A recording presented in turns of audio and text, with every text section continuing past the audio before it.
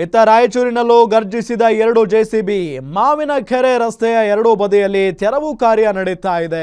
20ಕ್ಕೂ ಅಧಿಕ ಮನೆ, 25ಕ್ಕೂ ಹೆಚ್ಚು ಕಾಂಪೌಂಡ್ ಗೋಡೆಯನ್ನ ತೆರವುಗೊಳಿಸಲಾಗಿದೆ. ನೋಡಿ, ಮಾವಿನಕೆರೆಯ ರಸ್ತೆಯ ಎರಡೂ ಬದಿಯಲ್ಲಿ ತೆರವು ಕಾರ್ಯ ಜೋರಾಗಿದೆ. 20ಕ್ಕೂ ಅಧಿಕ ಮನೆ, 25ಕ್ಕೂ ಹೆಚ್ಚು ಕಾಂಪೌಂಡ್ ಗೋಡೆಗಳನ್ನು ತೆರವುಗೊಳಿಸಲಾಗಿದೆ. ವಾರ್ಡ್ ನಂಬರ್ 4ರ ಮುಖ್ಯ ರಸ್ತೆಯ ಎರಡೂ ಬದಿ 20 ಅಡಿ ತೆರವು ಮಾಡಲಾಗಿದೆ. ಎಸಿ ಗಜಾನನ ಬಾಳೆ ನೇತೃತ್ವದಲ್ಲಿ ತೆರವು ಕಾರ್ಯಾಚರಣೆ ನಡೀತಾ ಇರೋದು. ಪೊಲೀಸ್ ಬಂದೋಬಸ್ತ್ನಲ್ಲಿ ತೆರವು ಕಾರ್ಯಾಚರಣೆ ನಡೀತಾ ಇದೆ. ನೋಡಿ, ರಾಯಚೂರಿನಲ್ಲೂ ಕೂಡ 2 ಜೆಸಿಬಿಗಳ ಗರ್ಜನೆ ಜೋರಾಗಿದೆ. ಮಾವಿನಕೆರೆ ರಸ್ತೆಯ ಎರಡೂ ಬದಿಯಲ್ಲಿ, ಅಂದ್ರೆ ಓಡಾಡೋದಕ್ಕೆ ತೊಂದರೆ ಆಗಬಾರ್ದು ಜನರಿಗೆ.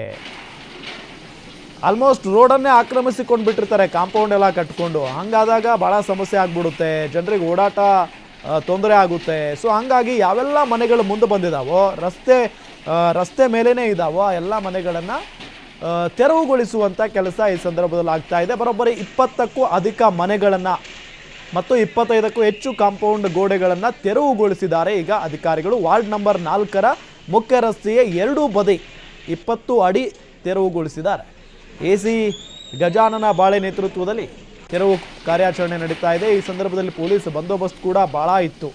ಯಾಕಂತ ಹೇಳಿದ್ರೆ ಈ ಸಂದರ್ಭದಲ್ಲಿ ಮತ್ತೆ ಮನೆಗೆ ಸಂಬಂಧಪಟ್ಟಂಥವ್ರು ಯಾರಾದರೂ ಬಂದೆ ಕಿರಿಕ್ ಮಾಡಿದರೆ ಅಂತ ಹೇಳಿ ಭಾಳಷ್ಟು ಬಿಗಿ ಭದ್ರತೆಯಲ್ಲಿನೇ ಈ ತೆರವು ಕಾರ್ಯಾಚರಣೆ ನಡೆಸಲಾಗಿದೆ.